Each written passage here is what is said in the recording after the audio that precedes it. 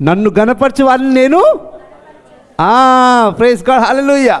చూడండి, ఎక్కడైతే దేవుని నామము గణపరచబడుతుందో అక్కడ దేవుని మహిమ కనపరచబడుతుంది. మరలా చెప్తాను, ఎక్కడైతే దేవుని నామము గణపరచబడుతుందో అక్కడ దేవుని మహిమ కనపరచబడుతుంది.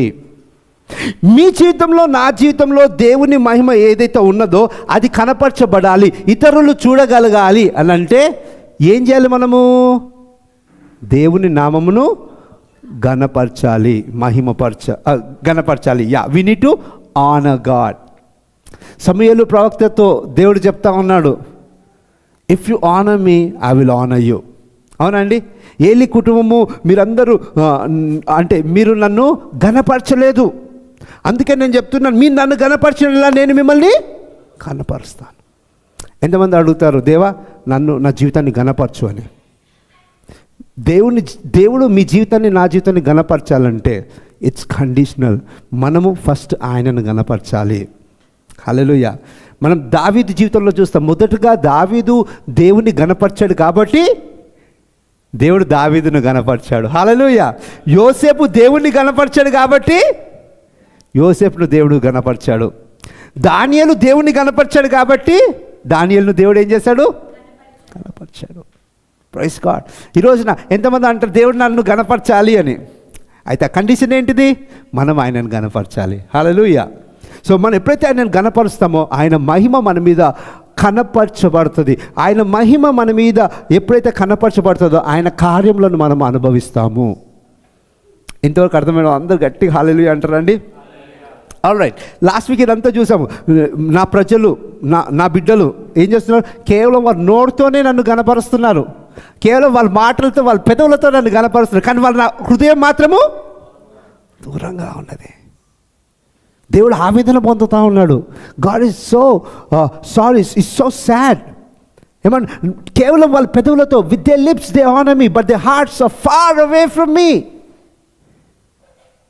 నాకు తెలిసి ఇక్కడ కూర్చున్న మనం అందరము ఎన్సిడబ్ల్యూసి ఫ్యామిలీ అంతా కూడా దేవుని దూరస్తులు కాదు, దేవుని సమీపస్తులు. నమ్మిన వాళ్ళందరూ ఆమేనండి. ఆమేన్, హల్లెలూయా. ఎందుకంటే రోజు మనం దేవునికి సన్నిహితంగా అడుగులేస్తున్న వాళ్ళము, దేవుణ్ణి సన్నిహితంగా ఎరుగుతున్న వాళ్ళము. హల్లెలూయా. చూడండి, సూర్యుని వెలుగు మారుతుందా అండి? It's constant. అవునండి, అది ఒకటేలాగా ఎప్పుడు మండుతూ అలాగే ఉంటుంది సూర్యుని వెలుగు. మనం దగ్గర వచ్చే కొద్దీ ఆ వేడి మనకు ఎక్కువగా తెలుస్తుంది, దూరం వెళ్ళే కొద్దీ ఆ వేడి మనం తక్కువగా అనుభవిస్తాము. ప్లూటోలో, యురేనస్లో వాళ్ళు సూర్యుని వేడిని ఎక్కువగా ఒకవేళ ఎవరైనా ఉంటే పొందుకోగలుగుతారా? మన దగ్గర బాగానే ఉంది. మన ముందు ఏముంటుంది? Mercury, Venus. అక్కడికి వెళ్ళామనుకోండి కాలిపోతాం. The heat that sun produces is constant, but you can experience it by how close you are. అర్థమవుతుందండి? మీరు ఎంత సన్నిహితంగా దేవుని దగ్గర ఉంటారో అంతగా ఆయన మహిమను రుచి చూస్తారు, అంతగా ఆయన మహిమను అనుభవిస్తారు. It's just like fragrance. నేను ఒక మంచి పర్ఫ్యూమ్ కొట్టుకున్నాను అనుకోండి, రూమ్ బయట వాళ్ళకి ఎవరికైనా పర్ఫ్యూమ్ తెలుస్తుందా అండి? ఎవరైతే దగ్గరకు వస్తారో వాళ్ళకి తెలుస్తుంది. అర్థమవుతుంది కదండి? సో దేవుని మహిమను మనం అనుభవించాలి, దేవుని మహిమను మనం రుచి చూడాలి, దేవుని మహిమను మనం కనపరచాలంటే ఆయనకు సన్నిహితంగా మనం అడుగులేయాలి. ఎక్కడో మనం నడుస్తూ లోకమును ఆశిస్తూ మన దేవా నీ మహిమలో నేను ఎలా అవుతుంది? అవుతుందండి? అవదు. సో దేవుడు అంటున్నాడు, నన్ను గణపరచు వారిని నేను గణపరుస్తాను. ఇప్పుడు దేవుణ్ణి ఎలా గణపరుస్తాము? క్వశ్చన్. ఇప్పుడు మనకు ప్రాముఖ్యమైన ప్రశ్న ఏంటిదంటే, how a person can honour God. అవును కదండి? ఒక వ్యక్తి ఏ విధంగా దేవుణ్ణి గణపరుస్తాడు, అది ఈరోజు నేర్చుకుందాం. మనం లాస్ట్ వీక్ మనం చెప్పాము. సో అదే విధంగా దాన్ని మనము నేర్చుకుందాం. చూడండి, దేవుని గణపరచడం అనేది 2 విధానాలు ఉన్నాయి. ఎన్ని విధానాలండి? ఎన్ని విధానాలు ఉన్నాయి? 2 కేటగిరీస్ అనొచ్చు. ఒకటి డైరెక్ట్ ఆనరింగ్, ఒకటి ఇండైరెక్ట్ ఆనరింగ్. Direct, indirect. మనం యూజువల్గా చిన్నప్పుడు డిఫరెన్సెస్ ఉంటే డైరెక్ట్ ఉంటే పక్కన ఇండైరెక్ట్.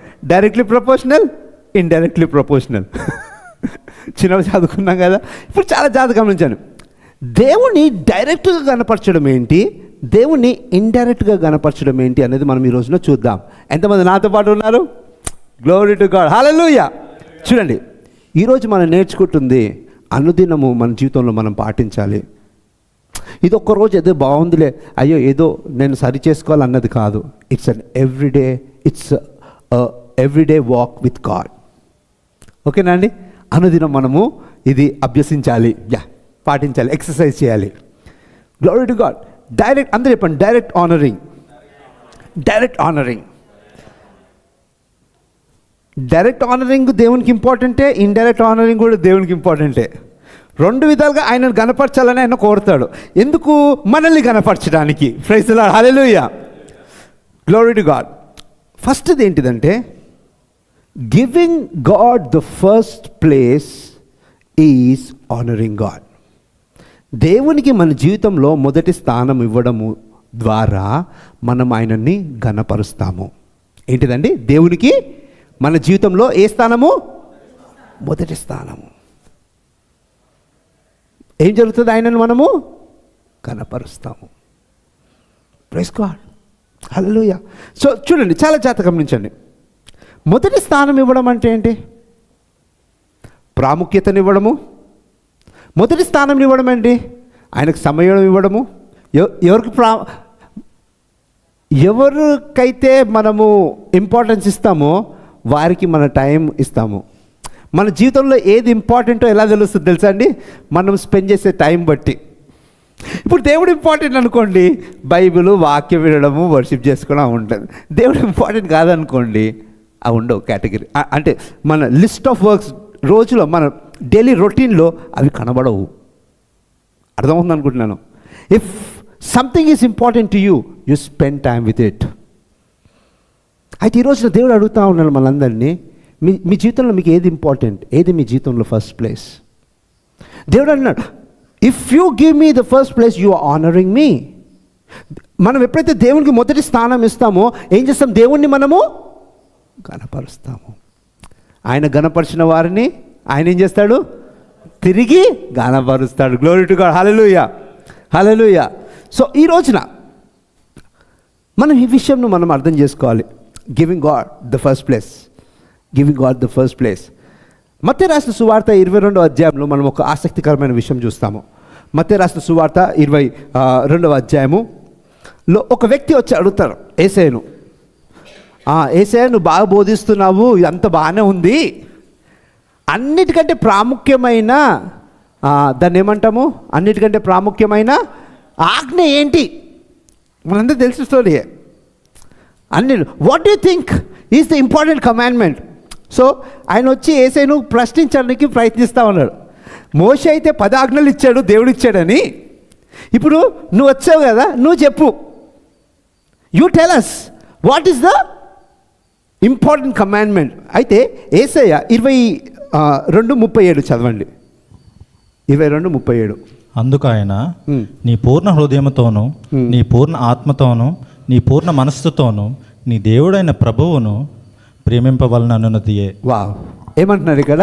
నీ పూర్ణ హృదయంతో, నీ పూర్ణ మనసుతో, నీ పూర్ణ ఆత్మతో నీ దేవుడైన యెహోవాను ప్రేమించడం అంటే when you love something you give time, right? అవునండి. సో ఇక్కడ నీ పూర్ణ హృదయంతో, నీ పూర్ణ మనసుతో, నీ పూర్ణ ఆత్మతో నువ్వు దేవుణ్ణి ప్రేమిస్తున్నావంటే దేవుణ్ణి గణపరుస్తున్నావు. ఏ విధంగా ఎప్పుడు ప్రేమిస్తావు? దేవుడిని జీవితంలో మొదటి స్థానం ఉంటే అప్పుడు నీ పూర్ణ హృదయంతో ఆయనను నువ్వు ప్రేమించగలవు, గణపరచగలవు. అర్థమవుతుందా అండి? సో యేసయ్య సింపుల్గా చెప్పాడు, నీ దేవుడైన యెహోవాను అంటే give God the first place, you honour God the first with, అంటే honour God with the first place. అర్థమవుతుంది అనుకుంటున్నాను. Praise God. See love the Lord, love the Lord అంటే చూడండి, పౌలు ఇదే విధానంలో ఒక మాట అంటాడు, whatever you do it as unto the Lord. ఎంతమంది గుర్తుంది? మీరు ఏ పని చేసినా అది మాటలో కానీ క్రియలో కానీ ప్రభు పేరట చేయండి. అంటే ఏంటి? ప్రభువుకు ప్రాధాన్యతనిచ్చి చేయండి. అర్థమవుతుంది అనుకుంటున్నాను. మీరు ఉద్యోగం చేయండి, మీరు చదువుకోండి, మీరు వ్యాపారం చేయండి, మీరు ఏదైనా చేయండి, ప్రభువుకు ప్రాధాన్యతనిచ్చి అది చేయండి, ఎందుకంటే దాంట్లోనే ఆశీర్వాదం ఉన్నది. హల్లెలూయా, హల్లెలూయా. చూడండి, మనం ఎప్పుడు గుర్తుంచుకోవాల్సింది ఏంటిదంటే the blessing of God is inherited. దేవుని ఆశీర్వాదం ఏంటిదండి? మనము స్వాధీనపరచుకునేది, మనం పొందుకునేది, స్వాస్యముగా పొందుకునేది. అబ్రహాం ఆశీర్వాదము యేసుక్రీస్తు ద్వారా మనం స్వాస్యముగా పొందుకున్నామని వాక్యం చెప్తుంది. మనం చర్చిలో కూడా ఇది చాలాసార్లు నేర్చుకున్నాం, అవునండి. దేవుని ఆశీర్వాదము we are inherited by it. But there is another dimension, there is another corner of it. ఇంకొక కోణం ఉంది దీనికి. అదేంటిదంటే దేవుని రివార్డ్ ఏమంటాము? ప్రతిఫలము. ప్రతిఫలము ఏంటిది? మన క్రియల ద్వారా మనం పొందుకున్నది. ఆశీర్వాదం ఏంటిది? మనం స్వాధీనపరచుకున్నది. అర్థమవుతుంది అనుకుంటున్నాను. You will be rewarded. ఇప్పుడు చూడండి, సింపుల్గా చెప్పాలంటే మా పిల్లలు ఉన్నారు, 2 పిల్లలు. వాళ్ళిద్దరికీ వాళ్ళు అవునన్నా కాదన్నా వాళ్ళ బట్టలు నేనే ప్రొవైడ్ చేయాలి పేరెంట్గా, అవునండి. వాళ్ళ ఫుడ్ నేనే చూసుకోవాలి. కానీ వాళ్ళు ఏదైనా ఎక్సెప్షనల్లీ గుడ్ థింగ్ చేశారనుకోండి, ఏం చేశాను?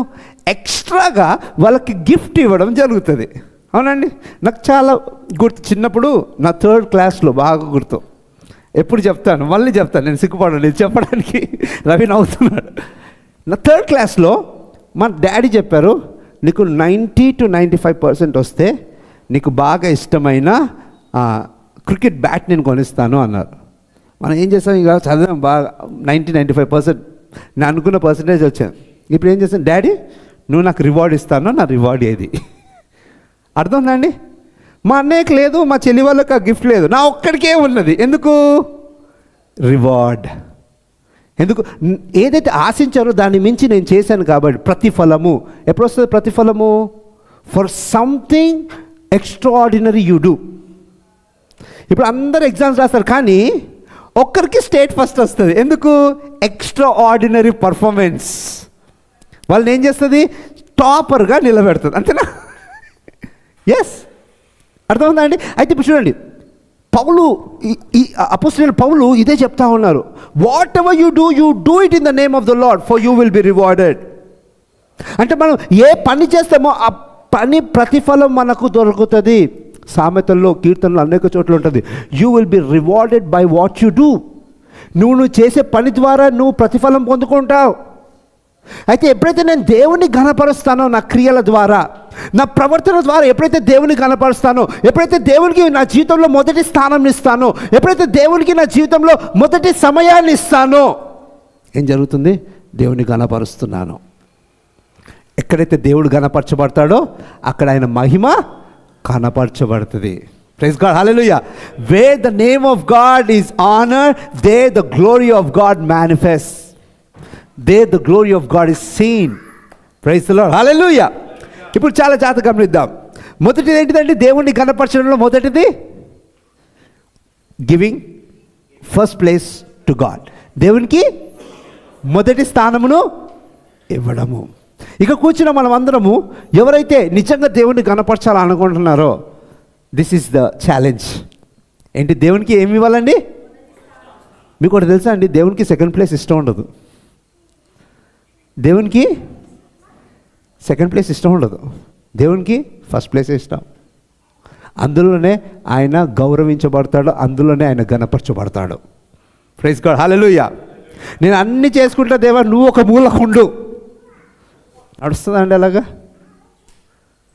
నడుస్తుందా అండి? నడదు. ప్రైజ్ గాడ్, హల్లెలూయా. ఇప్పుడు ఎవరైనా భార్య వచ్చి నా ఇష్టం వచ్చినట్టు ఉంటా, నువ్వు ఉంటావా ఉండు అన్నారు అనుకోండి, హస్బెండ్ ఏమంటాడు? మీ ఇమాజినేషన్కి వదిలేస్తున్నాను. అవునండి, అవుతుందండి. We are bride to Christ. క్రీస్తుకు వధువుగా మనం ఉన్నాము. అర్థమవుతుందా అండి? ఆయనకు లోబడి మనం నడుచుకోవాలి, ఆయనకు ప్రాధాన్యత ఇచ్చి మనం నడుచుకోవాలి. ఫస్ట్ది ఆయనను ఘనపరచు వారంగా ఉండాలి. హల్లెలూయా. రెండవది, how can you honour God? By giving reverence to the word. దేవుని వాక్యమును గౌరవించడం ద్వారా. ఎలా అండి? ఎలా అండి? వాక్యం. ఎంతమంది దేవుని వాక్యమును గౌరవిస్తారు? మనం అందరూ గౌరవిస్తాం, అందుకే బైబిల్ పట్టుకొని ఉంటాం. అవునండి. నేను తెలుసుకున్నది ఏంటిదంటే, నేను బైబిల్ పట్టుకున్నంత మాత్రాన బైబిల్ని గౌరవించినట్టు కాదు. చూడండి, బైబిల్ని ప్రాక్టీస్ చేయడం ద్వారా, అందులోని దేవుని మాటకు వాల్యూ ఇవ్వడం ద్వారా నేను దేవుని వాక్యంను గౌరవిస్తున్నట్టుగా తెలుస్తుంది, ఘనపరుస్తున్నట్టుగా తెలుస్తుంది. హల్లెలూయా. ఎంతమంది తెలుసండి, సాతానుకు, లూసిఫర్కు మనకంటే ఎక్కువ తెలుసు వాక్యం. యేసేనే వాక్యంలో నుంచి శోధించాడు. ఎంతమంది గుర్తుందండి? 3 సార్లు ఆ శోధన, 3 శోధనలు ఉంటే అందులో 2 దేవుని వాక్యంలో నుండే బయటికి తీసుకొచ్చి మాట్లాడాడు. ఆయనకు తెలియదా? ఆయనకు వాక్యం తెలిసినంత మాత్రం కాదు, వాక్యం పట్ల గౌరవము, వాక్యముకు విధేయత. Praise God. Hallelujah, hallelujah. ఇప్పుడు చాలా జాగ్రత్త గమనిద్దాం. ఒక్కసారి ఇంతకు కీర్తనలు 138కి వెళ్దాం. ఎందుకు మనము దేవుని వాక్యముకు గౌరవం ఇవ్వాలి? Why should we honour God, give utmost respect? కీర్తనలు 138. మీరందరూ అక్కడ ఉంటే హల్లెలూయా అని చెప్పండి. 2వ వచనం చదువుదాం. నీ పరిశుద్ధాలయము తట్టు నేను నమస్కారము చేయుచున్నాను. నీ నామం అంతటి కంటే నీవిచ్చిన వాక్యమును నీవు గొప్ప చేసి ఉన్నావు. నీ నామం అంతటి కంటే నీవిచ్చిన వాక్యమును నువ్వు ఏముందండి? నీ వాక్యము, నీ నామం అంతటి కంటే నీవిచ్చిన వాక్యమును నీ నామము కంటే ఏంటిది అది? ఇది ఈ కీర్తన దావీదు మహారాజు రాసి ఉన్నారు. నీవిచ్చిన వాక్యము, లేకపోతే నీ వాక్యమును నీవు నీ నామం కంటే, అదేంటిది? సింపుల్గా అర్థమయ్యేలా చెప్తాను. ఎంతమంది వినాలని ఉన్నారు? చూడండి, ఇశ్రాయేల్ ప్రజలకు దేవుడు అనేక పేర్ల ద్వారా తను పరిచయం చేసుకున్నాడు. అవునండి. యెహోవా రాఫా అంటే ఏంటి?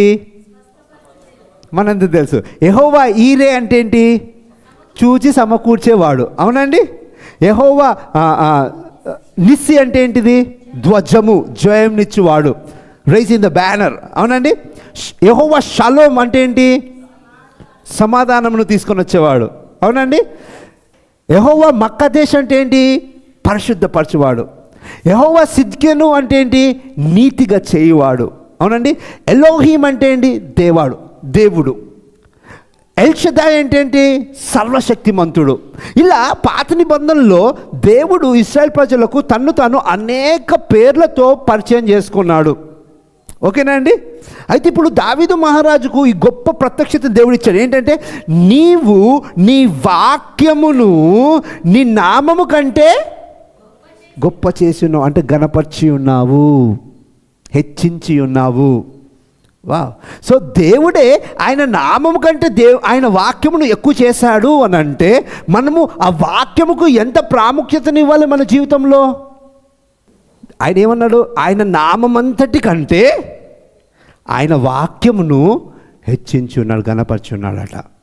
అందుచేతను పరలోకమందు ఉన్న వారిలో గాని, భూమి మీద ఉన్న వారిలో గాని, భూమి క్రింద ఉన్న వారిలో గాని ప్రతి వాని మోకాలును యేసు నామమున వంగనట్లు, ప్రతి వాని నాలుకయు తండ్రి అయిన దేవుని మహిమార్థమై యేసుక్రీస్తు ప్రభువు అని ఒప్పుకొనున్నట్లును దేవుడు ఆయనను అధికముగా హెచ్చించి ప్రతి నామమునకు పైనామమును ఆయనకు అనుగ్రహించును.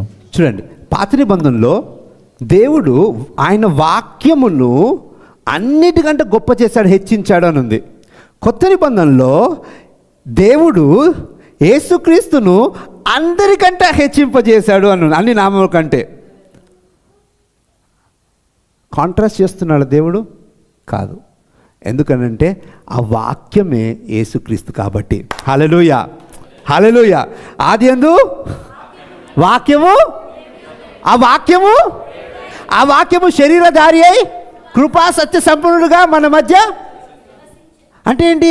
ఈ వాక్యమును దేవుడైతే గొప్ప చేశాడో, హెచ్చించాడో, అదే వాక్యము యేసుక్రీస్తు. అర్థమవుతుందండి?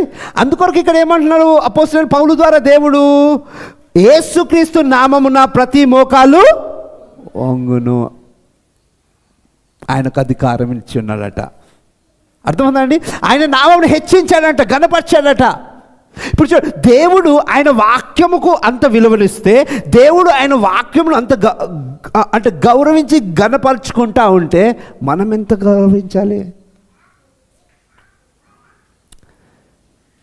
యూజువల్గా మాట పట్టింపు అంటాం. ఎంతమంది గుర్తండి? ఒక మాట అంటే దాని తప్ప ఉంటుందండి. యూజువల్గా ఆయనకు మాట పట్టింపు ఎక్కువ అండి. దేవునికి కూడా మాట పట్టింపు, మాట తప్పని వాడాయన. హల్లెలూయా. ఆయన ఆ మాటను ఏం చేసుకున్నారంట? ఆయన నామం కంటే గొప్పగా చేసుకున్నారట. Praise the Lord. హల్లెలూయా. ఇప్పుడు కొత్త నిబంధనలు చూస్తే ప్రతి లోకంలో ఉన్న ప్రతి నామం, విశ్వంలో ఉన్న ప్రతి నామం కంటే గొప్ప చేసి ఉన్నాడట. సో దేవుని వాక్యం అంత గొప్పది. సో ఆ వాక్యంకి ఎప్పుడైతే మనం గౌరవం ఇస్తామో, ఆ వాక్యం ఎప్పుడైతే మనం ఘనపరుస్తామో, దేవుని డైరెక్ట్గా ఘనపరిచినట్లు. అర్థమైన వాళ్ళందరూ ఆమెన్ అంటారండి? ఆమె